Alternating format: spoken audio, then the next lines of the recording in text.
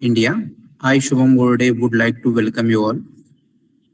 So today we have gathered here for the webinar on introduction to battery architecture.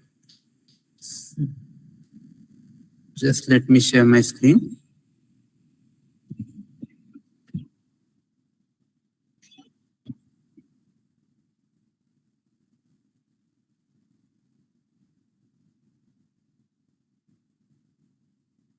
I hope my screen is visible to you all. Can you please confirm that? Yes, sir. Right. So today on 13 September 2023 at 5 p.m. we are going to start our introduction to battery pack architecture. As we all know that electric vehicle is booming industry all over the world, not only in India but all over the world. And the main power source of our electric vehicle is an battery pack. Mainly we use lithium-ion battery pack, which has more energy capacity with compared to other batteries. So we'll see how the battery pack works, what are all the internal components. As our today's lecture will all about what is electrochemical cell.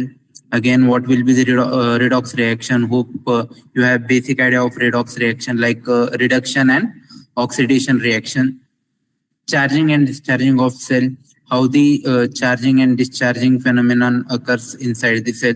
Again, the battery characterization, again the battery pack architecture, how the battery pack has been designed, and how the voltage and current requirements are being done inside that battery pack.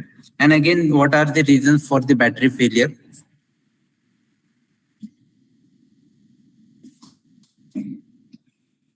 Am I clear with that?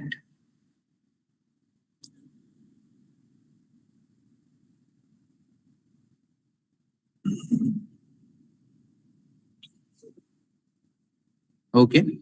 So now let's see what is an electrochemical cell. So electrochemical cell is nothing but which converts chemical energy into electrical energy within its active material. Right. So in each and every cell, not only in lithium ion, but each and every cell, electric cell, there are some active materials, there are some chemicals stored inside that cell, which provides an electricity at the terminals, right? So there are some active materials. In case of lithium ions, there is lithium oxides, lithium metal oxides. In case of lead acid battery, there are some acids. There are lead electrodes, right?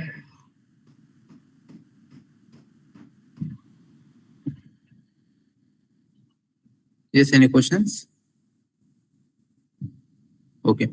So there are some active materials inside that which converts that chemical energy into electrical energy by the means of some reaction, which is called as oxidation and reduction reaction. So it typically involves the transfer of electrons from one material to another via an electrical circuit. There is some electrical circuit, some conducting materials inside that, like electrolytes and all that. So due to this, there are some transfer of electrons inside that cell, right? So when two or more electrochemical cells are combined together in either series or parallel connections, so it is known as battery. So we all know that there are two types of electrical connections, series and parallel. When we combine these electrochemical cells in such manner, like series or parallel or in both connections, so it is known as battery.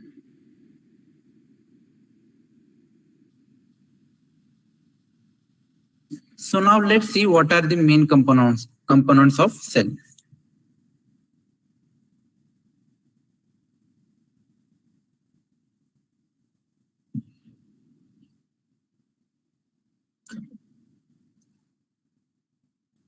So the main components of cell are there are different types of components here, like positive terminal. Here we can see the negative terminal. Here is the can. This is an aluminum can which protects all this inside material from the outside interference, right? So this is like positive terminal. Even in our watches or remotes, we use cell. It is having two terminals, one positive and one negative. So the positive terminal is called as cathode and the negative terminal is called as anode. So there are this is a cylindrical cell, right? This cell is cylindrical type of cell.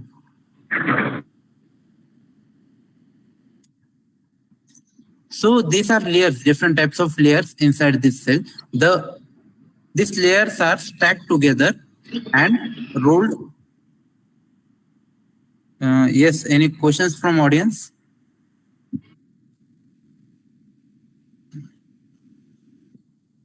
Kindly mute your mic if you don't have any questions. It's an humble request.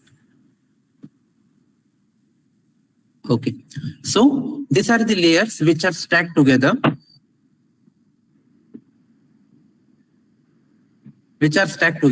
So this is negative electrode, this is separator, and this is positive electrode, right? So the cathode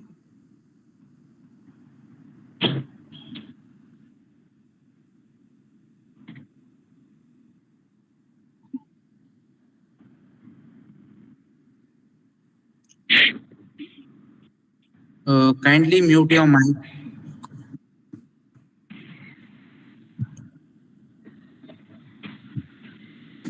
It's an humble request.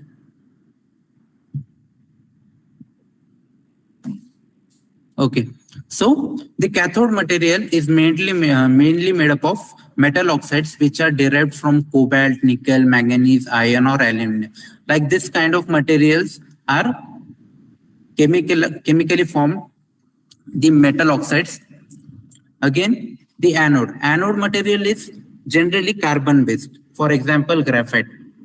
So in lithium ion we use C6 graphite, right? So as a negative electrode, and as a positive electrode we use cathode as an metal oxides, right? Again, the electrolyte is nothing but this here between the separator and between the positive collector. Here electrolyte is present, which is like in semi-liquid form, or it is like organic solvent of lithium ion, which makes the flow of electrons easy. So there are some flow of lithium ions inside that circuit, right? So it needs some medium. That lithium ions need some medium to flow from cathode to anode and anode to cathode. So we need some medium. So that medium is nothing but our electrolyte. Again, the separator. Separator is nothing but it is like a barrier. Separator is nothing but it is like a barrier which only lets lithium ion to pass through. It won't let the electrons to pass through them, while it will just separate that lithium ions from electrons, only allowing the lithium ions to pass through them and isolate the electrons from moving inside that. Right. The current collector. Current collector is nothing but we need some source or we need some place where our electrons should be collected, right? So for positive current collector we use aluminum foil, and for negative current collector we use copper foil. So as we can see here in this diagram, this copper current collector and this negative current collector, right? And this is our mid material from where this is like separator, right? So these are the lithium ions which are moving inside that. This is the separator. it will just let the electrons, it won't let the electrons pass through it, through that. The electrons will move through the external circuit, as we are going to see in next slide. Right. So this is our cell. So this is our positive current collector is placed here, right, at cathode, and negative current collector is placed here at anode. These are the red color, as you can see here, these are the lithium ions which are moving through the internal circuit. This is the internal circuit, right? Here is the metal oxide present, and here you can see the hexagonal shape. This is an intercalculated layer. Intercalculation layer is nothing but to store that lithium ions, we need some kind of like a place. We need some kind of casting there. So that casting or that place is made, is called as intercalculation layer. Right? You can see this hexagonal shape here. Lithium ions has got place to settle down, and we can see this yellow color. This yellow color circles are nothing but electrons, right?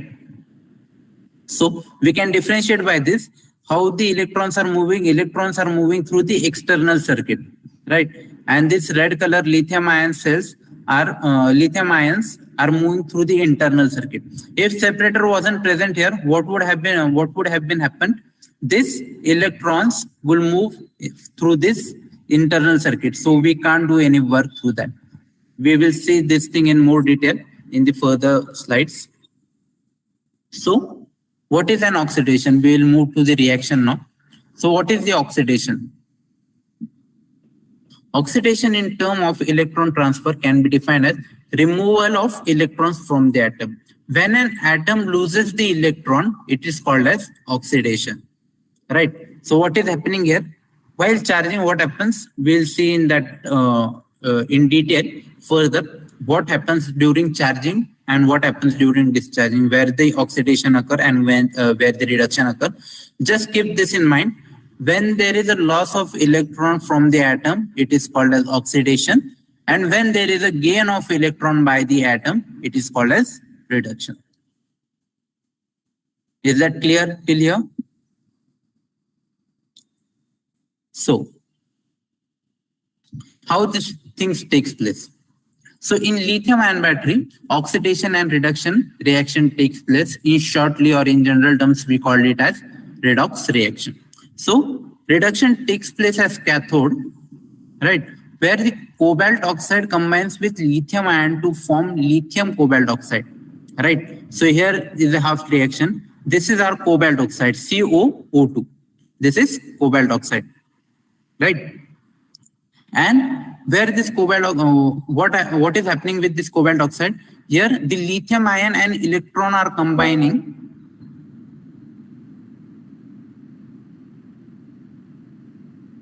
Here lithium ion and electrons are combining to form lithium cobalt oxide. Again, at oxidation, oxidation takes place at anode, where the graphite intercalculations, as I have told you earlier, what is the graphite intercalculation? It is nothing but where the ion are inserted into host lattice. Means like it is just a kind of place or something like to store them, right? So what happens here? This lithiated carbon LiC6 is diverged, or its breakdown into graphite plus lithium ion plus electrons. This lithiated carbon, what happens here? The graphite layer, again the lithium ion plus electron. This lithium ion, we can see it will move through the internal circuit, and where it will go? It will go to this CO2, right, to this cobalt oxide. And what will happen with this electron? It will move throughout the external circuit where we can connect our load. So here is a full reaction. So what happens in first case? The lithiated carbon is merged with at anode and cathode. So if we'll see that left to right, it will be discharging. So if I will go from left to right, this reaction will be of discharging, and if I will go from right to left, it will go to charging. Here we can see more clear. So what happens at discharging? First, I'll show you this video. Is the video visible to you all? Can you see this moment? Yes, sir. All right. So while discharging, this is the case of discharging. So what is happening here? So we all know that while discharging, the lithium ions are moving from anode to cathode, right? Even the electrons. You can see this.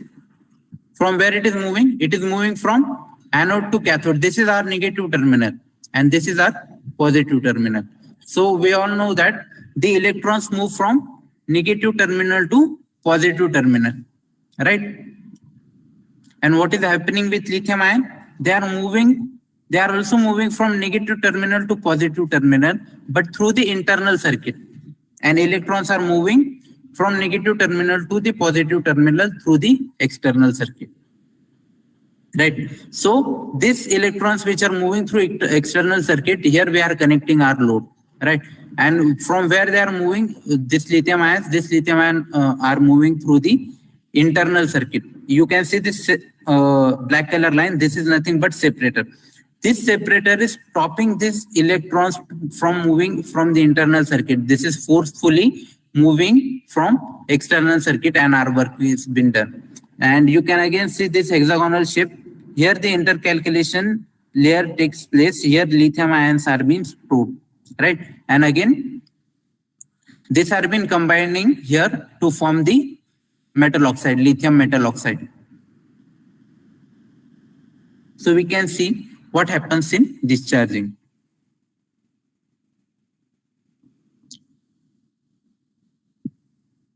So while discharging, it becomes vice versa, right?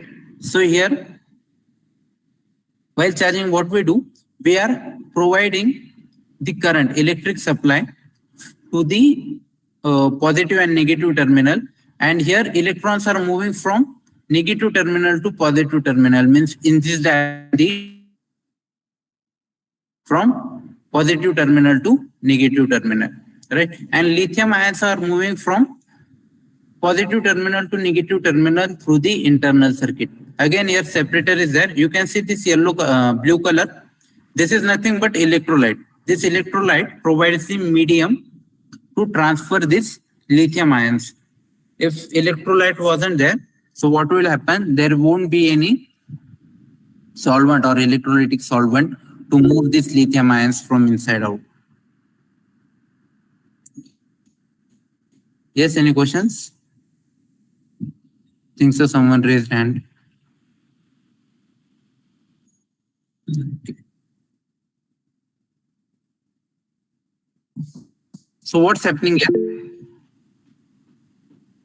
The positive ions are moving from anode to cathode and negative ions are moving from cathode, the positive ions are moving from cathode to anode and negative ions are moving from anode to cathode. And these electrons which are moving through the external circuit, because we are charging it there, we are giving external power supply. We are providing the electrons from the external power source. Right. So, any doubt till here? Any questions from audience?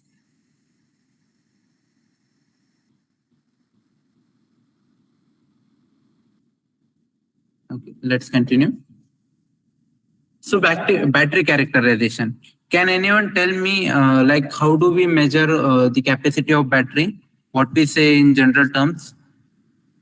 Like even while we are trying to buy a new mobile phone, we say what is the capacity of battery? In terms of AH. Right, in terms of AH. What is that AH? Ampere hours. Ampere hour. Right. So how much a battery will deliver current in an hour? Right. Like what amount of current a battery can deliver within within the unit of time, like in 1 hour, right? So how much charge we can store inside that battery, or how much how much current that battery can supply us for 1 hour is nothing but the capacity of battery, which is measured in terms of ampere hour, where we can also use it milliampere hours, mAh. We also use this term mAh. Am I right? Okay. So energy density is measured in watt hours per kilogram. As we can see here, watt hours per kilogram means the energy density is nothing but how much energy that battery pack can provide, within its unit of weight. Means within, if I will take 1 kg of lithium ion batteries, then how much energy can it provide me for 1 hour? That will be my energy density. Right. Again, what is power density? Power density is measured in watts per kilogram. Watts per kilogram means what? How much power that battery pack can deliver me. Like if I took 1 kg of lithium ion battery pack, if I have designed a battery pack of 1 kg or 2 kg, let's say 2 kg, then 1 kg, then how much that 1 kg of battery pack can deliver me power. So that is nothing but power density.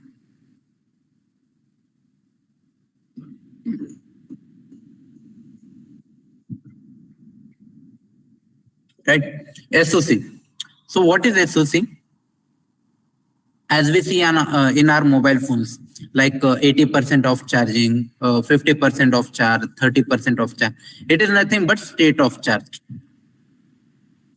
So in same case, in same manner, in an electric vehicle, that percentage is defined as state of charge. Like how much charge is remaining inside that battery. It is nothing but the ratio of current charge inside that battery upon the how much charge was inside that battery at the initial condition, right?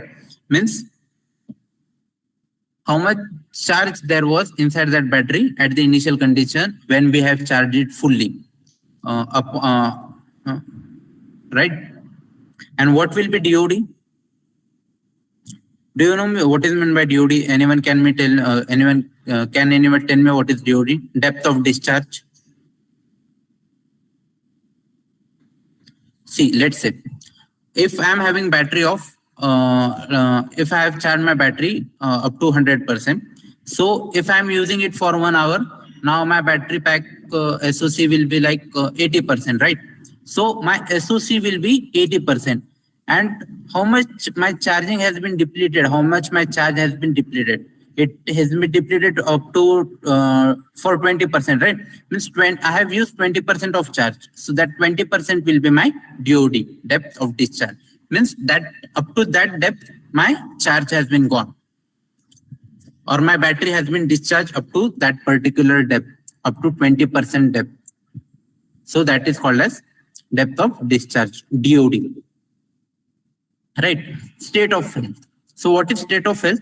State of health is nothing but the health of battery when health of battery at current position or at current time upon the health of battery when it was at newer condition or when it was unused battery, right? Even in mobile phones there are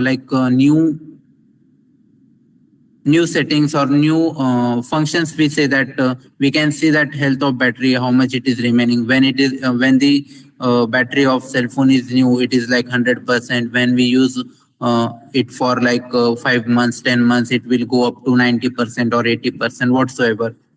So if we keep on using that, so health will be reducing. Same way, even in electric vehicles, there is the state of health of that battery, which can show us that what is that condition of that battery and how can we rectify by which our health is been depleted. Yes. Yes, any questions?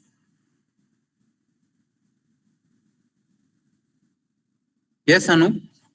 Any questions from you? I think you have raised hand. Okay.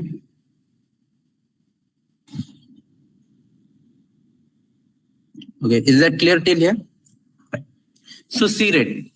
So C rate, what is C rate? C rate is nothing but charge and discharge rate of a battery that are governed by C rates. Means at what rate we can charge that battery or at what rate we can discharge that battery, right? So like if my battery is rated at 1 ampere hour, so my battery should provide me 1 ampere of current for 1 hour. Is that clear? But what I'm trying to do, I'm trying to discharge that battery with 0.5 amperes per hour, 0.5 ampere. So can anyone tell me for how much time it will provide me the 0.5 amperes of current? 2 hours. 2 hours, right? Similarly, if I'm having battery of 1 ampere hour and if I'm trying to charge it with 2 amperes, so at what time it will get charged? Half an hour. Half an hour. So this is nothing but our C rate. So even this C rates depend on the making of that battery or manufacturing of that battery or how that battery has been designed. Right? Each and every battery can't supply the power at 1 C rate. So if I'm trying to charge or discharge my battery at 1 C rate, what it means that whatever that rated capacity is there, I'm trying to discharge it with same rated capacity, right? But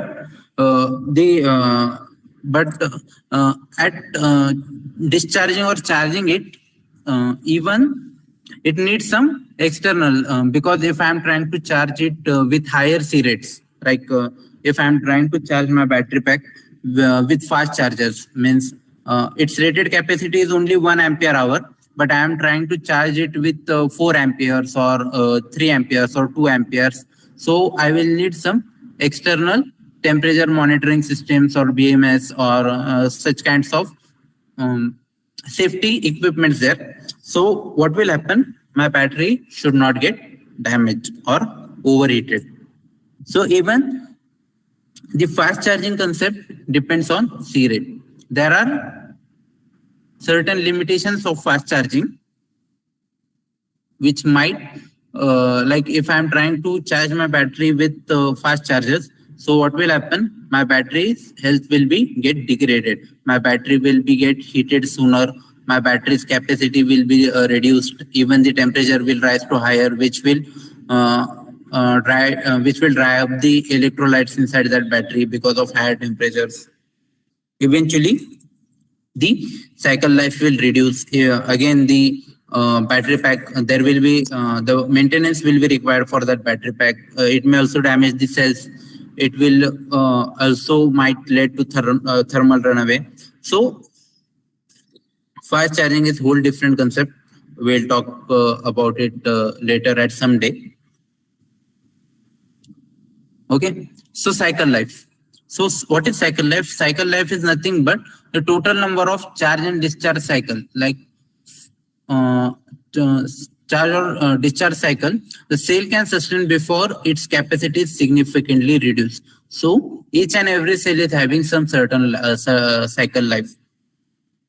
So what is cycle? Cycle is nothing but the whole process of charging to discharging of that particular cell.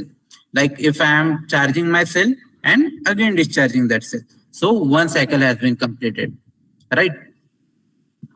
So this is the total number of cycle that cell can sustain before that. So as the cycle life will increase, my state of health will be decrease, right? My C rate will be also, C rate won't be get much defected. At the end of cell's life, the C rate will get a bit affected, right? Open circuit voltage, OCV. OCV is nothing but terminal to terminal voltage. Means if I am trying to put my multimeter or voltmeter at positive terminal, the positive probe of multimeter at the positive terminal and negative terminal of the multimeter to the negative terminal of that battery or a cell.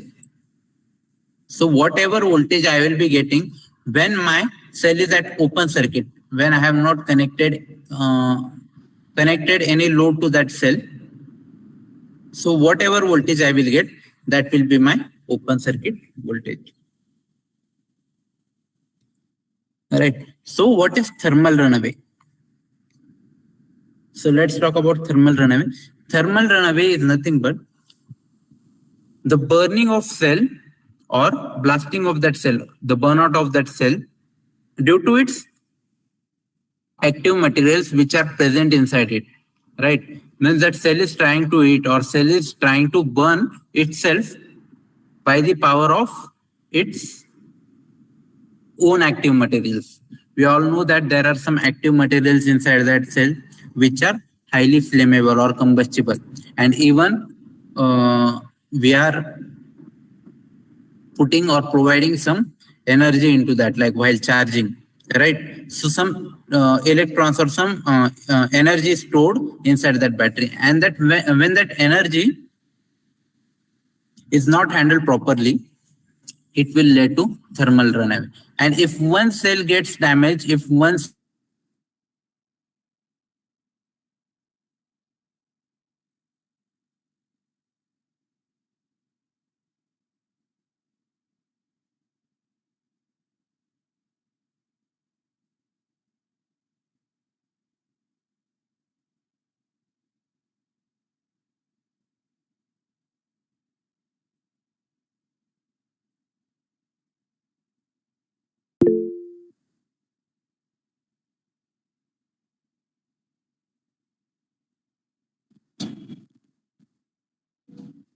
Audio is not coming. Yes, yes. Sir, you are muted. Okay, sorry. From where did we lose? Where one cell is damaged. Did I clear thermal runaway? Yes, sir. Okay. Excuse me, sir. Can you please explain it once again? About what? Thermal runaway. Thermal runaway, right. So thermal runaway is nothing but we know that there are some active materials inside that cell, right? And when that active materials inside that cells are not handled properly, or if we are trying to abuse that cell, so what will happen? This separator will get damaged, and if that separator will get damaged, what will happen? The electrons which should be moved through the internal circuit, they will be moving through internal circuit, and their short circuit will occur. And if short circuit circuit is occurring, the temperature will rise up. Again, if temperature is rising, what will it do? It will burn out all that active materials inside that cell, and if that cell got burnt, it will lead other cell, its neighbor cells, to rise their temperatures, and even that cell will also get burnt. Like we use firecrackers. If I am trying to just fire one cracker, it will lead to even crack or even burn the other crackers, right? So if one cell is damaged, it will lead to other cells damage. It is like chain reaction. Is that understood? Yes, sir. Thank you, sir.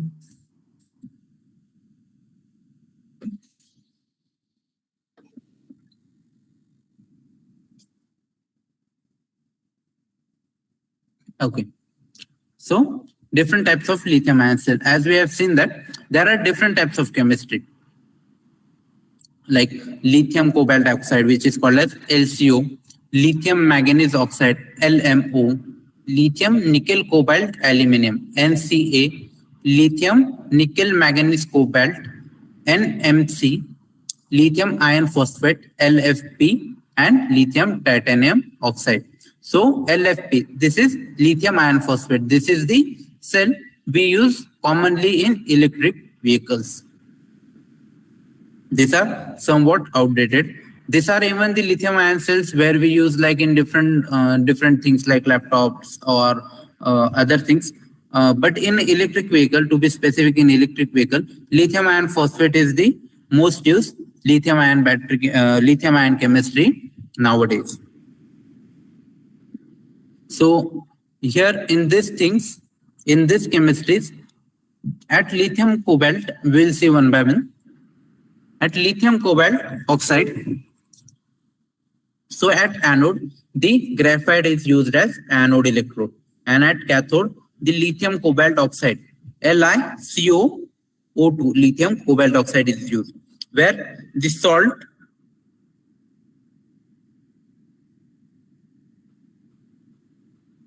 for the electrolyte, lithium hexafluorophosphate is been used, and the solvent for that will be ethylene carbonate. So what will be reaction here? This lithiated carbon will be divided into graphite, lithium ion plus electron. Again, this electron will move through the external circuit, and this lithium ion will move from internal circuit. And at cathode, the cobalt oxide will combine with lithium ion and electron to form lithium cobalt oxide. Again, if we'll see of LMO, again in LMO, the anode will be graphite. As we can see, the anode, at all the chemistries, the anode is mostly made up of graphite. Just this is an exceptional case of titanate due to the safety, right? And at cathode, at the LMO, the lithium cobalt oxide being used. Again, the salt is same in all the areas. Again, the solvent is also the same in all the chemistry. This lithiated carbon here is just a small mistake. This here should be not a lithiated carbon. Here should be lithium manganese oxide, right? Lithium cobalt oxide. So this lithium cobalt oxide would be divided into sorry, it's my fault. Here will be lithium cobalt. Here will be lithiated carbon. This will be the same, and here we are using MnO2, right? At cathode, here MnO2 will combine with lithium ion plus electrons to form lithium manganese oxide. Am I right? Again, if we'll try to see NCA, at NCA the anode will be same, cathode will be same. Again, the salt and solvents will be same. Just this reaction will be get change. This lithiated carbon will be divided to form the graphite, the lithium ion and electrons, and this nickel cobalt aluminum oxide will combine with lithium ions and electrons to form lithium nickel cobalt aluminum oxide. Again, this all chemistry will be same. We will see of LFP, which is the most important for us. The lithium iron phosphate. Here again, that anode, it will be same, graphite. The cathode, just this chemistry will get changed. Lithium iron phosphate. Again, the salt will be same, solvent will be same. Just this reaction will get a bit changed, where the lithiated carbon will divide into graphite, where the intercalculation layer is present. This lithium ion will move through the internal circuit, and it will go here, and it will combine with FeO4, means iron oxide. And what will happen here? This iron oxide will combine with this lithium ion, right? This lithium ion, it will move here. And this electron, we can see this electron moves through the external circuit, where we have applied our load, and it will again come here, and it will get combined with iron oxide. And what it will form? It will form lithium iron oxide, lithium iron phosphate, right? LiFePO4. In short form, we say LFP chemistry. So we'll see what are their advantages and disadvantages here. Just a general overview. At LCO2, right? So as we can see, the specific energy capacity of LCO2 is at higher side, but safety and specific power capacity is at lower side. Even the cost is at intermediate level and lifespan is at more lower side, right?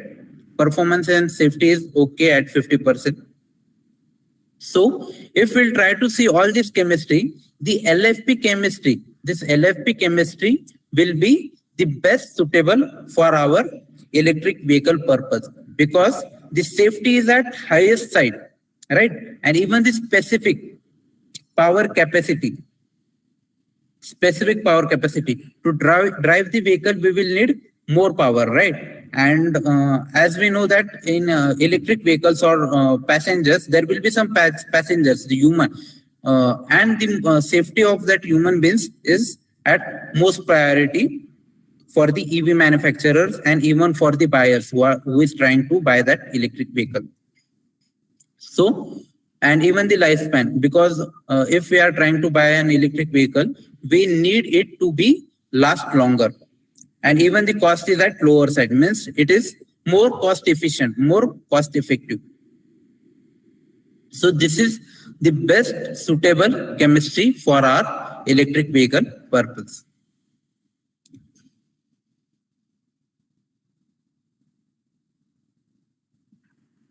So now we'll see battery pack architecture. So how the battery pack is being designed. So as we have seen that whenever a cell, a particular cell or a cell is grouped in parallel or series combination, it forms an battery, right? So in Tesla model, there are like 7,000 individual cells inside that battery pack, right? But if I got some fault inside one cell, then it will be very hard it will be very like headache to find out which cell has been damaged. So what I will do then, I will make the small modules of that cells. Like if I need to make battery pack of 100 cells, so what I will do, I will make the modules of 10 cells. I will group my 10 cells into parallel. I will group my 10 cells into series. Again, 10 cells into parallel, 10 cells into series. Like this, I will form my modules. And I will connect that modules again in parallel or series combination to form my full battery pack. Is that clear? So can anyone tell me what happens in series combination? Voltage will be added. Voltage will be added. Exactly. Voltage will be added. All right. And what happens in parallel connection? Current will be added. Current will be added. Current will be added. Now, yes. Now, let's say if do we have time? Okay.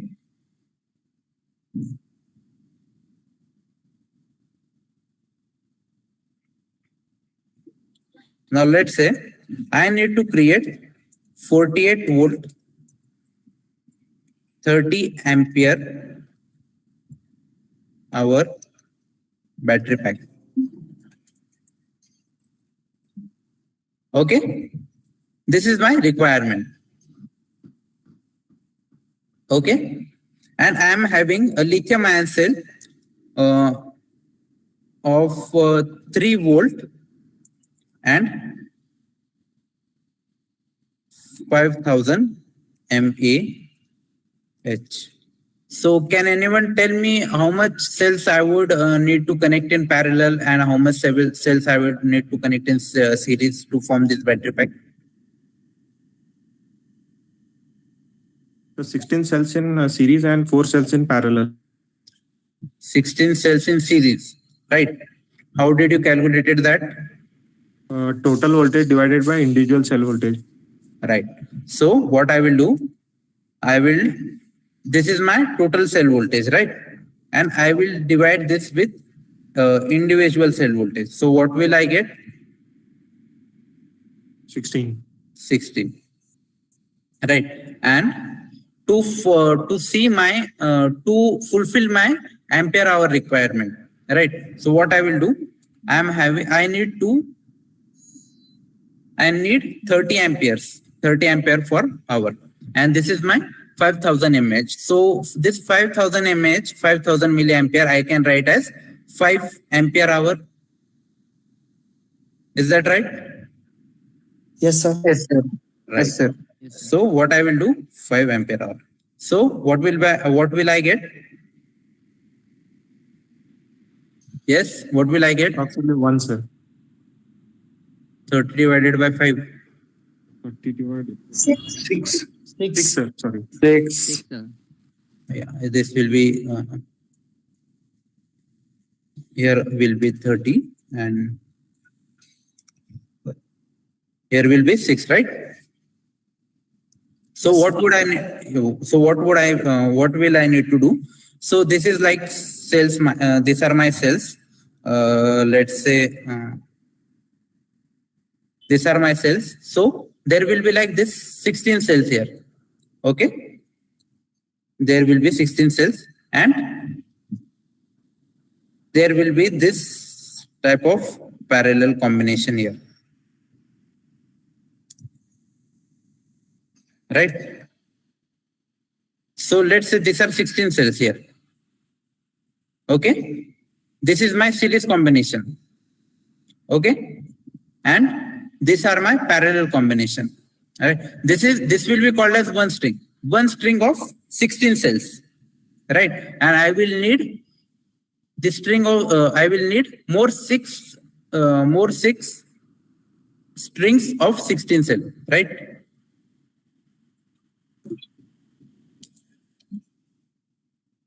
Are you getting my point? Yes, sir. Right. So here we have designed our battery pack. Means I am having one cell,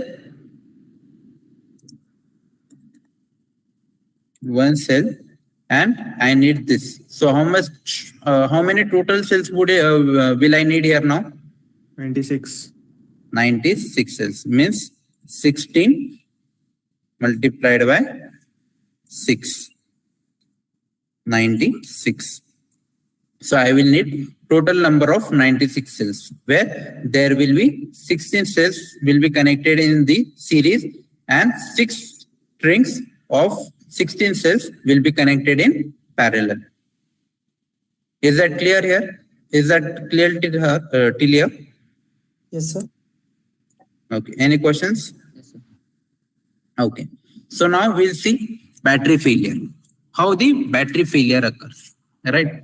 So there are some reasons like uncontrolled charging and discharging. If I am not charging well, if I'm not using good quality of battery management system, BMS, and I am trying to charge or overcharge my electric vehicle, or I am trying to over discharge my vehicle. So what will be there? It will result in Hello, yes, sir. sir. In 96 cells we have formed. Yes. Out of this 96, how many modules we are going to form? Modules will be like on our design whatsoever. If my design is such that if I can make module of 10 cells, even I can make module of 6 And cells. how that modules will be connected? Then again, they will also require series and parallel combination. Right. See. So here there will be different cases. So as I have seen here, so this if I will design my battery pack, so this will be my one module of 16 series cells, right? Right. Right. This will be my second module of 16 series cells. This will be my module of 16 series cells, and this will be. So I will get 6 modules of 16 cells in series, right? And now what I will do, I will connect that 6 modules in parallel combination, Okay. Okay. right? Did you got my point? Yes, sir. Yes. Thank you. Again, we can do it vice versa also. What I will do, I will connect 6 cells, 6 modules in parallel, and I can also connect them in series. it totally depends on how the weight distribution is done inside my vehicle, or how is the battery packing capacity, or what design implementation has been done inside that vehicle chassis, right? Again, what type of features we are using. So this modules is the making of modules or dividing the modules is completely different thing. Our main motive is to form this battery pack, right? So we can divide this modules, or we can divide these cells anyhow, in any manner, as per our requirement. Just we need to fulfill this requirement. Okay. So again, the height. So should I continue further? Right. Yes, sir. Yes, sir. Yes, sir. So Yes, again, if I am trying to use my electric vehicle, or if I am trying to park my electric vehicle at higher temperature, if I am trying to charge my electric vehicle in summer at outer areas, or if I am trying to charge my electric vehicle or at very close area where there is not good ventilation, like in parking or underground parking, where there is not much airflow. So what will happen while charging, my electric vehicle will be get heated up, which will lead to thermal runaway, increase of cell's temperature. Again, the explosion or fire, if there is some heat occurred inside that electric vehicle, or if there is some short circuit inside that electric vehicle, so what will happen? It will lead to rise in temperature, which will eventually damage the cell. Again, the physical abuse of cell. If I am trying to abuse the cells physically, like if the vehicle hits to the accident, or while servicing, or while maintaining that vehicle, if I am not properly handling that cells, so what will happen? It will be physical. They will be physically abused. So because of that physical abuse, there might be some short circuit inside that. The electrolytic separator will be get damaged, which will lead to the thermal runaway. So the first stage of thermal runaway will be smoke. The second stage will be the fire, and the third will be the explosion. As we have seen many videos on the social media platforms. So whenever the thermal runaway occurs, what happens? It will firstly release the smoke, then it will catch the fire, and again it will explode. Right? So here we will see a small video. Thermal runaway starts when a cell is damaged, causing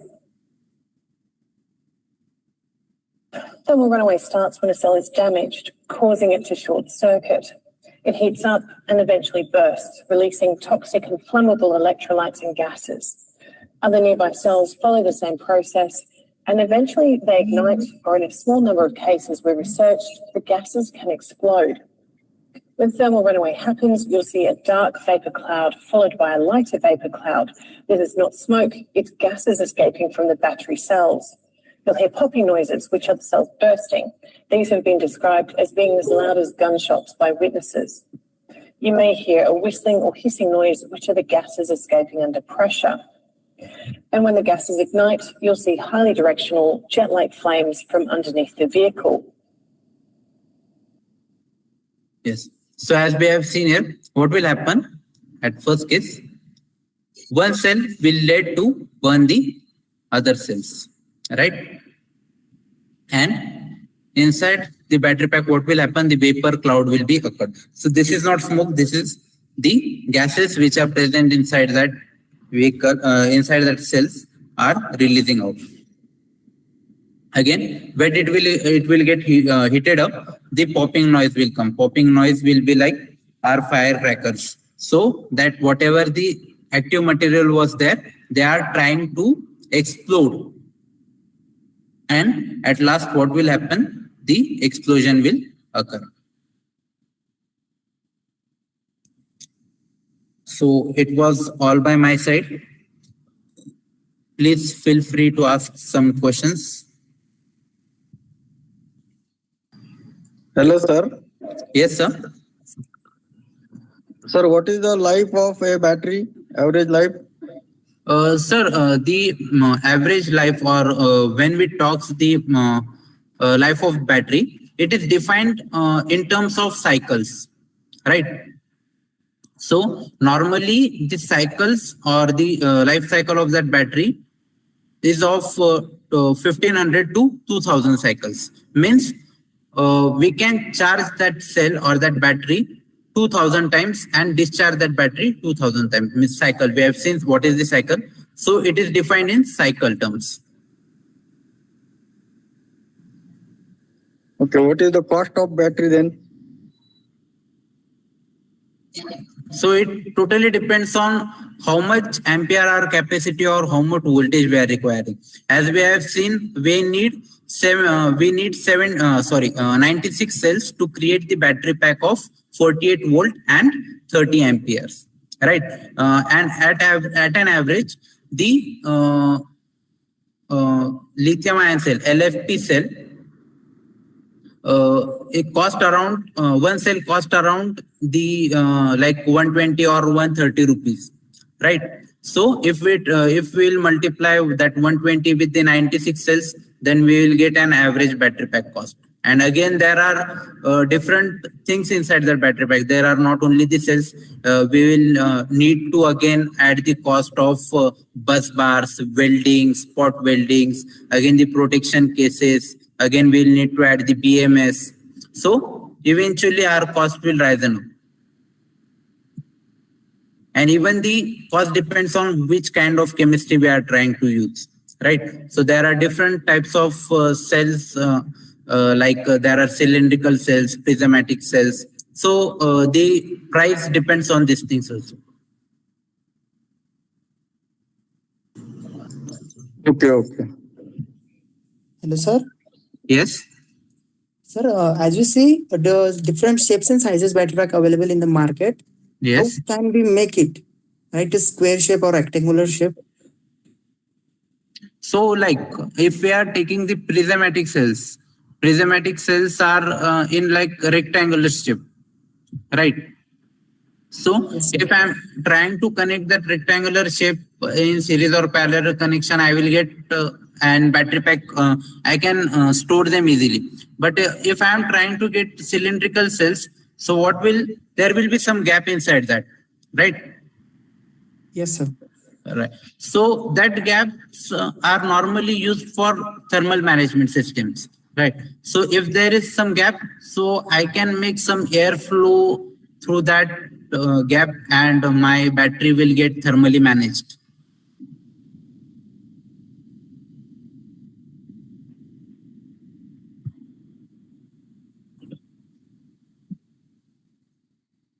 Hello, Hello? sir. Yes. Hello, sir. You shown a 40 volt 30H battery pack.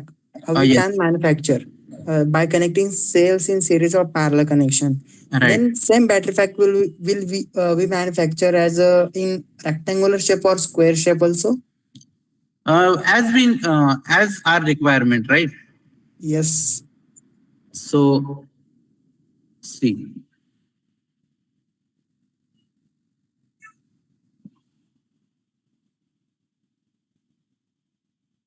So like this is my cells. I can place them in this type of arrangement, or I can place them in this type of arrangement. It totally Yes. depends on my battery. What is our main motto?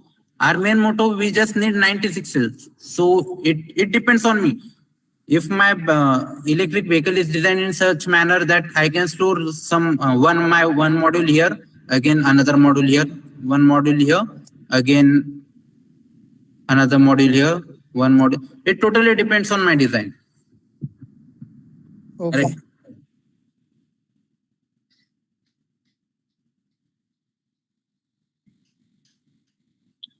Yes. Batteries can be recycled or reused. So we have seen that there are some active materials inside that battery.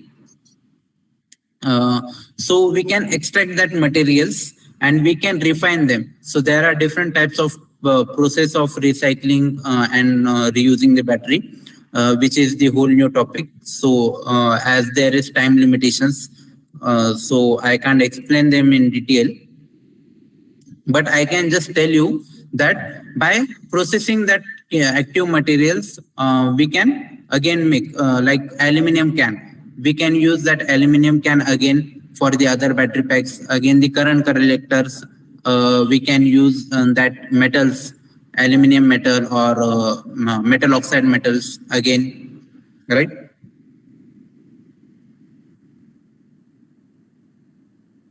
Hello, sir. Yes. One more question is Yes. that we can use a higher ampere charger, high wattage charger, or to charge our battery pack. Yes, obviously we can use, but it depends on chemistry. I have told you. If I am trying to charge as in your mobile phone, if your mobile phone does not support the fast charging, there is no meaning of connecting your mobile at the fast chargers. What will happen if you are trying to connect your mobile phone at the high wattage chargers? It will heat up your phone. It will damage your phone. But in latest mobile phones, what is there? That battery pack is designed in such way it can support the fast chargers. So the design of battery pack is more important, plays a more important role inside that. So I think the time has been over. Any I have question? one question here. Yes. Actually, nowadays, the most of the EV vehicles, there is a new kind of technology is coming in terms of the battery cells architectures or the arrangement. So there are no modules actually. So the directly cells are getting assembled into the pack. So how it is done? Any idea on this? The cell to chassis kind of things. Right. So see what happens.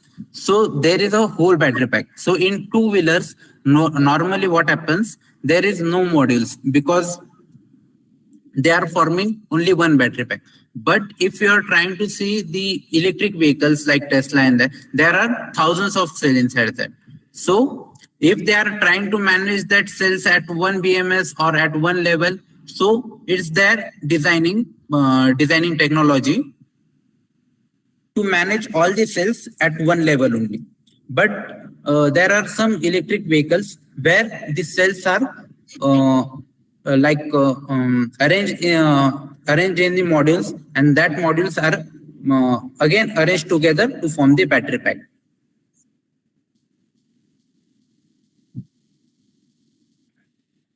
Okay, so which one is advantageous?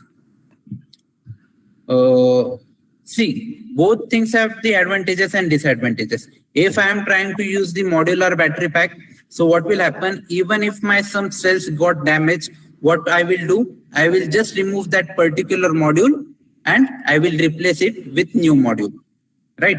But if there is a whole battery pack, what will happen? I will need to open the whole battery pack. I will need to expose all that thousand of cells to the external environment. Again, I will need to remove that one particular cell and I will need to replace that. So while replacing or maintaining that particular cell, it might damage the other cell, right? But if I am trying to arrange all the cells at one battery pack, it will obviously be cost efficient because I will need less structure to store that battery. So both things have their own advantages and disadvantages.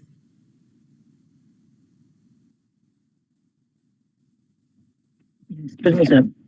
You have mentioned about the C rate in your presentation. Right. So that's in case of C rating, so the batteries are defined with 1C or 2C. So in that case, what is the percentage of charging the battery with that with reference to that C rates?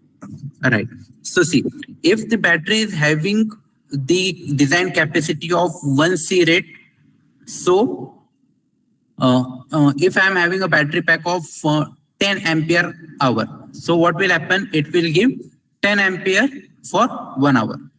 But again, if that battery is designed to supply the power of 2C rate at the 2C rate, so it will give me the current of 20 amperes for half an hour, right?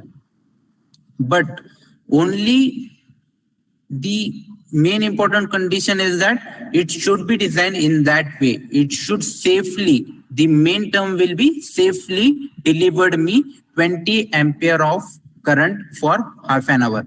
But if I am trying to withdraw that same current at lower C rate batteries, then what will happen? It will damage that battery's internal components. It will damage that battery's internal active materials, which will lead to the higher heat temperatures. So it's very important that batteries should be designed in such manner. We need to see the whatever the batteries manufacturer is telling us, trying to tell us. So according to that only, we need to charge and discharge the batteries in safe manner. Okay, thank you. Yes, any questions? Excuse me, sir.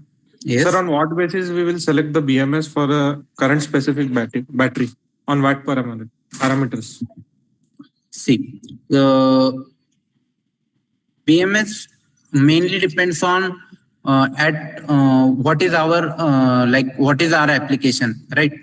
Again, the BMS, we can see that how many cells we are connected in series. So whenever you will see any BMS, there will be written 40S 30P 40S 60P. This type of name plating will be there. 6S 30 ampere. So the battery pack we have designed here, it will need. So how many cells we have connected in series? 16. 16S 6P. 6P, right? 16S 6P. So 16S 6P 30 AH. So you will need to select this BMS for our battery pack, which will have whose current rating will be of 30 ampere hour, means charge and discharge rating will be of 30 ampere, and which will have 16 string connections. BMS is full new topic. We'll talk about that at some day. Okay, sir. Thank you. Obviously, there are. Obviously, we are conducting these kinds of webinar on regular basis. Please keep on just updating yourself at our LinkedIn. Again, we are also available on Telegram. You can also visit our websites so that you can get the notifications for our webinars. And also you can join our classes.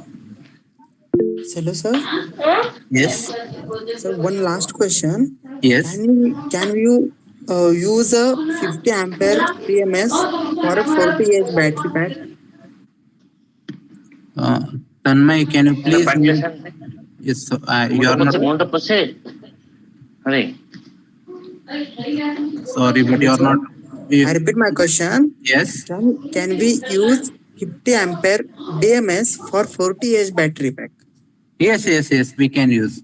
Like, see. Does not affect the battery health? No, it will. What the main thing is, you can't use 40 ampere of BMS for 50, right? It will short circuit that BMS.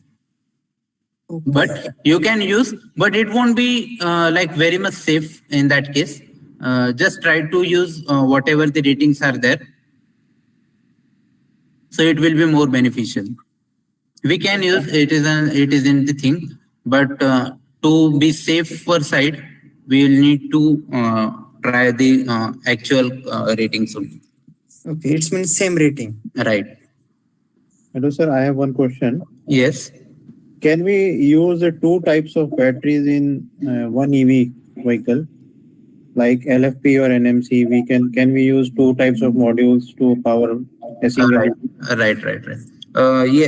See, if you are trying to use, you will need to design that battery pack accordingly. You will need the BMS difference. You will need 2 BMS for each battery chemistry, because you can't use the LFP's chemistry on NMC, LFP BMS on NMC, or NMC BMS on LFP, right? Both. So you will need different BMS. Again, the C rates will be different. Again, the operating voltages will be different. Again, the charging rates will be different. So it will be not very efficient. But will there be any advantage of using 2 types of cells? See, advantages, I can't see the advantages, but there will be much disadvantages, because we'll need the whole new circuit for them. Okay. Because there are different types of cells. All cells have different properties. They have some advantage. Some cells are having some advantage. All right. See, So take advantages of both the types or 3 types of chemistries. so you will need to create different battery packs for that. So you will need to specifically use that battery packs at a one time only. You will need to charge that battery pack. See, like if you are trying to make the battery pack of NMC and LFP, so you will need to create whole new battery pack. You can't use same BMS, you can't use same chargers, you can't use same thermal management system. You will need each and everything different for them. And even if you are trying to install inside that vehicle, then again the costing will be at very higher side. So there will be more disadvantages over the advantages. Yeah, design will be more critical. Right, design will be more critical. Thank you. Yeah. So, Which algorithm is the best while estimating the battery SOC accurately?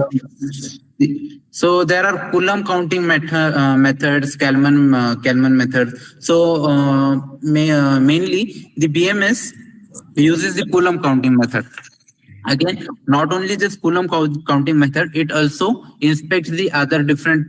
It also computes the different types of parameters, like voltage. What is the operating voltage? What was the initial voltage when the battery was new? What is the current voltage? Again, the health. Again, the temperature of the battery packs. For how much time? Again, in some advanced algorithms, it computes the historical data and it gives us the further results. Like it computes the historical data and it tells us how the battery will behave in future. Right? It's like in trending stage, or it's just available in some very advanced vehicles. But this is just a concept. Okay, if the battery chemistry will differ, for example, for LFP and NMC, so Right. does this SOC estimation methods also change, or it doesn't make any sense? No, I don't think so. It doesn't change because mainly what we are trying to see how this SOC estimation method works. Just I'll try to explain you in short. See, while we are charging the cell, we are trying to put some amount of current inside that, right? So just imagine if I am having a cell, and we'll talk about current. If I am having one bucket, if I am having one water bottle, and I am trying to put 1 liter of 1 liter of water inside that bottle, right? So my bottle is full up to 100%, means my SOC has gone to 100%. Now what I have done, while discharging, I am trying to measure, while drinking the water, I am trying to measure how much water I have drank. I have drank half liter of water. So obviously I know 1 liter minus half liter will be, again half liter will be remaining, means I have got, my SOC will be 50%. So this concept is used in SOC estimation, Coulomb counting method. Whatever Coulomb I am trying to put inside the battery pack, and when it has reached up to certain level, so my voltage will get saturated. Means BMS will come to know that battery pack has been 100% charged. and while I am trying to discharge my battery pack, so I will minus that whatever charge I have used from that 100% SOC charge. So I will get how much charge is remaining. Okay, well understood. So at extreme ends, I think this logic will work, but my question is more towards the 50%. For example, I have 100 kilometers my battery range, and battery SOC is a 50. Okay, so it means that the rest of the 50%, if I utilize, I can get the 50-kilometer range. Does it have a linear relationship or it's a non-linear relationship? No, it's not. It totally depends on your driving capacities or driving structure. Again, it depends on your driving methodologies, how much you're trying to accelerate, how much you're decelerating, again, your loads. So if a company is charging, if company is telling that you will get 100 kilometers of range at 50% SOC, it won't be that. It would be somewhat less. Okay. So basically my question is, the two batteries are there with two different battery chemistry. And as the usage, you said that acceleration, deceleration, everything is same. I'm just trying to understand from chemistry perspective, this the SOC relationship with the range, it will be same or it will be changed? Means SOC estimation. Correct, exactly, and indirectly the range estimations. No, I don't think so. It won't. It will change. The SOC estimations are the same for all kind of battery chemistries. Okay, thank you.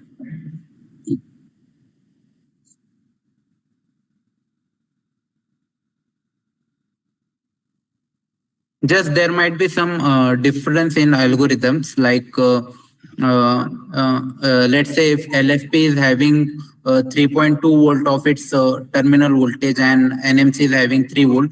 So just some minute things will get changed, but the charge counting method will be same. Whatever charge is going inside that NMC or LMC, just the like whatever the computation we are trying to do will be same, just the numbers will get changed, right? Understood, exactly. You mean to say the method will be same, but output will be the different depending on the Right. Great, I understood and I'm agree with you. Thank you very much.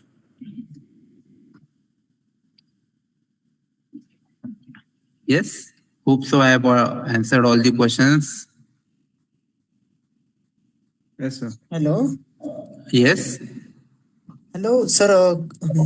As we see, we will use an auxiliary battery pack for our LV system in our vehicle. Yes. So, what are the methods for charging of this auxiliary battery pack? All right. So mainly in electric vehicle, we don't use auxiliary battery pack. Mainly in case of the chopper circuit is there. DC to DC converter. Right. Except of that, we will use a auxiliary battery pack. Then Right. In four-wheelers, mainly in four-wheelers, we use auxiliary battery pack. So that battery pack directly gets charged from our main battery pack. No, we are considering with the two-wheeler right now. We are considering with. So in case of two-wheeler, it is there are DC to DC converters for auxiliary system, and in case there is auxiliary battery, so it will get charged from our main battery pack only. There won't be any additional alternator or any additional generator for that, because it will increase our. But sir, auxiliary battery pack wattage is less, like a 12 volt. Right. Then we can drive our bike at night time. Then continuously the consumption will occur there. Then at night time there is no source for recharging the battery. So no. See, there is our main battery pack, right? Yes, so that main battery pack is connected to DC converter. Okay. Or the charger, the step down charger, which will let's say convert our 48 volt to 12 volts, and it will charge our auxiliary battery. So when my battery is fully charged, then it will run my auxiliary system. But whatever the battery packs, whatever the electric vehicles I have seen till now, it is having only main battery pack. They doesn't have the auxiliary battery pack in case of two-wheelers. Mainly, I'm trying to say in case of two-wheelers, right? But in case of four-wheelers, there might be an auxiliary battery pack. Yes. And in case of two-wheelers, the main battery pack directly supplies to the auxiliary system through the DC to DC converter. Yes, sir. Yes, I think we have gone out of the time. So I hope you all are happy with our today's session. And I have answered the most of questions. Please. Yeah. Thank you for sharing your knowledge to our learners. Okay. So thanks for the attending the webinar, learners. I hope this webinar helped you out to upskill your learning. So here I'm so excited to introduce you about ISIE India innovative products and services that can transform your career and learning in the industries. So where these services and products are tailored to meet your specific needs and requirements. So come take a look of small video of ISIE India products and services that helps to enhance your learning and gives the opportunities of the placement. Have a look. Hello engineers. Do you also want to expand your knowledge of electric vehicles and want to secure a good job in the automotive industry? Let me help you to get there with our online and offline products. ISIE India has been offering specific domain courses as per the industry demands with perks like pay after placement, no cost EMI, placement assurance, globally wide certification by Automotive Skill Development Council ASDC and National Skill Development Corporation NSDC Government of India. We have range of courses in electric vehicle, computer-aided design and engineering, including postgraduate certification and executive PG program in EV, professional master certification program, specialization programs, fundamental programs, and internship in EV, CAD, and CAE. Our postgraduate certification program in EV is specially designed for the students with 120 plus online learning hours, 100 plus hours of industrial projects and internship to give exposure of various computational tools for hybrid electric vehicle applications. It is a 12 months assured placement course with pay after placement, thus encouraging the learning without financial constraints. The course is globally valid, certified from NSDC Government of India. Our executive postgraduate program in EV is specially designed for the working professional who want to upskill themselves or looking for a career change in the EV industry. With 120 plus online learning hours, 20 plus hours of industrial projects. It is a 9-month assured placement course with globally valid certification from NSDC and ASDC Government of India. Our professional master certification program in EV, CAD and CAE is specially designed for the undergraduate students to pave their career path by providing industry relevant skills with 100 plus online learning hours, 5 plus hours of industrial projects. It is a 6-month placement assistance course with globally valid certification from NSDC Government of India.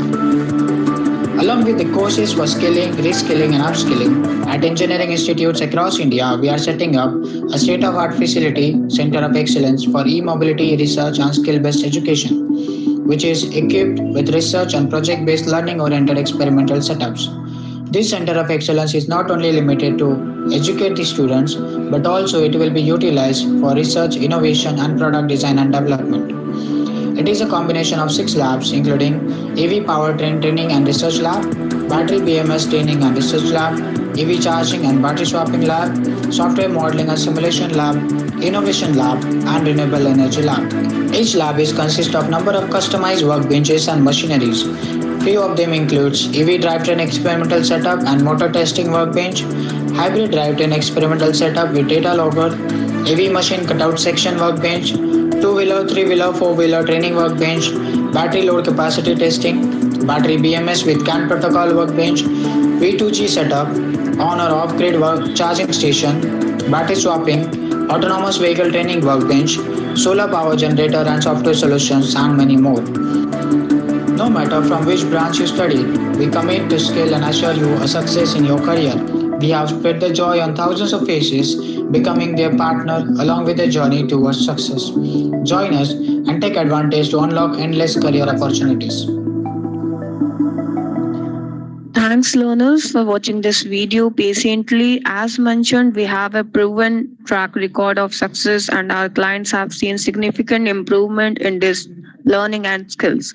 So, any of you want to enroll in the course or ready to take your career to next level, kindly send us inquiry through a QR code displayed on your screen.